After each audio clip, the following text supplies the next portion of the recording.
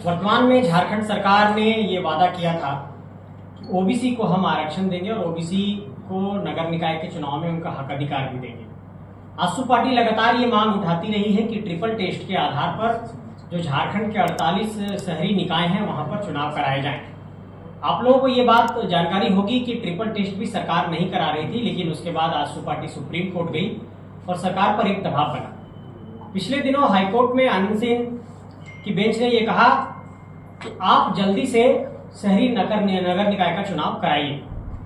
नगर निकाय का चुनाव नहीं होने से झारखंड के अंदर जो वित्त आयोग की राशि है वो भी नहीं पहुंच पा रही है, क्योंकि जो वित्त आयोग के अध्यक्ष हैं पनगड़िया साहब, जब वो पहुंचे थे तो उन्होंने साफ तौर पर कहा था कि अगर नगर निकाय का चुनाव नहीं कराया जाएगा तो लगभग 1500-1600 करोड़ रुपए झारखंड को नहीं मिल पाएगा। आसू पार्टी ये सवाल उठाना चाहती है कि सरकार ने ये कहा था कि सामाजिक तौर पर, आर्थिक तौर पर और राजनीतिक तौर पर जो ये ट्रिपल टेस्ट है उसको हम डोर टू डोर तरीके से करेंगे। तो सरकार ने किस मैकेनिज्म का पालन किया है, सरकार ने किस तरीके से ये सर्वेक्षण किया है, सरकार ने डाटा का संग्रह किस तरीके से किया है, सरकार ने किस तरीके से इस सर्वे को पूरा किया है। एक बात ये सामने आई थी कि सरकार ने कहा था कि 19 जून 2025 को हम एक टेंडर जारी करेंगे और जिसमें सरकार ने ये कहा था कि हम कुछ संस्थाओं को भी एकजुट करेंगे कि वो समेकित तौर पर हमारा इस डाटा संग्रह का रिपोर्ट तैयार करेगी।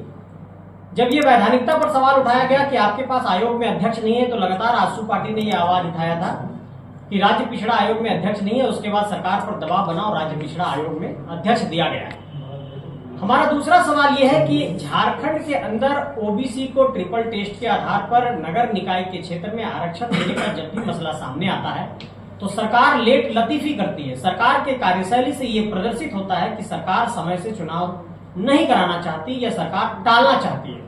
ये बात इस तरीके से साबित हो जाती है कि इससे पहले जब हाईकोर्ट में याचिका दाखिल किया गया कि सरकार तुरंत चुनाव कराए, तो सरकार ने खुद से शपथ पत्र दाखिल करते हुए कहा था कि 3 से 4 सप्ताह के भीतर हम चुनाव करा लेंगे। लेकिन सरकार ने इस बीच एक और चालाकी की है। सरकार ने चालाकी ये की है कि राज्य निर्वाचन आयुक्त का पद खाली रखा गया है। अब अगर ट्रिपल टेस्ट का रिपोर्ट आ भी जाता है और राज्य पिछड़ा आयोग में अध्यक्ष बना भी दिए गए हैं, तो अगर सरकार चुनाव कराना चाहेगी समय से तो सरकार चुनाव नहीं करा पाएगी, क्योंकि राज्य निर्वाचन आयुक्त नहीं है। और ये चुनाव तभी हो पाएगा जब नई मतदाता सूची बनेगी, और नई मतदाता सूची की वैधानिकता तभी सफल मानी जाएगी जब राज्य निर्वाचन आयुक्त होंगे। ठीक उसी प्रकार से जिस तरीके से ओबीसी आयोग में जो उसके कस्टोडियन होते हैं वो ओबीसी आयोग के अध्यक्ष होंगे।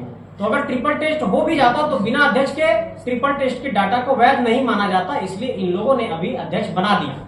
लेकिन दूसरा सवाल यह है कि ये लेट लतीफी करने के लिए राज्य निर्वाचन आयुक्त को नियुक्त नहीं करते हैं। इस पर हाईकोर्ट ने कहा कि राज्य निर्वाचन आयुक्त को नियुक्त करने की जिम्मेवारी भी राज्य नौकरशाही की है, झारखंड सरकार की है।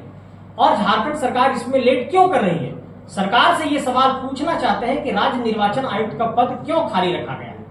अब हमारा सवाल यह है कि क्या ट्रिपल टेस्ट में जो मैकेनिज्म पालन किया गया है, ट्रिपल टेस्ट में सरकार ने जिन फंडा को अपनाया है, सरकार ने कहा था हम डोर टू डोर जा रहे हैं, झारखंड के 48 शहरी नगर निकाय क्षेत्र में अगर ट्रिपल टेस्ट में गड़बड़ियां होगी तो जो ये बात कही जाती है कि जिसकी जितनी संख्या भारी उसकी उतनी हिस्सेदारी, और ये कहते हैं सोशल जस्टिस की बात, सामाजिक न्याय की बात, तो ये सवाल राजद से भी है, झामुमो से भी है और कांग्रेस से भी है कि लगातार ये लोग संविधान का हवाला देते हैं और ये कहते हैं कि हम हक देना चाहते हैं एसटी को, एससी को और ओबीसी को।